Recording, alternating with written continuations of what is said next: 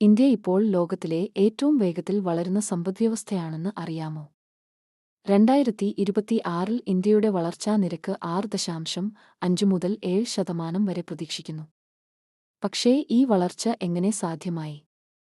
Digital economy, startup ecosystem, green energy. ഇവയെല്ലാം പുതിയ ഇന്ധനങ്ങളാണ്. നിർമ്മാണവും സേവന മേഖലയും ഇപ്പോഴും പ്രധാന ആധാരങ്ങൾ തന്നെ. ചൈനയേക്കാൾ വേഗം വളരുന്നു ഇന്ത്യ. വിയറ്റ്നാം, ഇന്തോനേഷ്യ എന്നിവയെ അപേക്ഷിച്ച് ഹൈക വളരെ വലുതാണ്.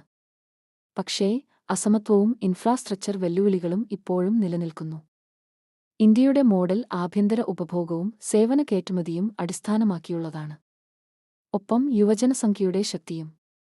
2030-ഓടെ ഇന്ത്യ മൂന്നാമത്തെ വലിയ സമ്പദ്വ്യവസ്ഥയാകുമെന്ന് പ്രതീക്ഷിക്കുന്നു. നിങ്ങളുടെ അഭിപ്രായം കമന്റിൽ പറയൂ. ഷെയർ ചെയ്യാൻ മറക്കല്ലേ.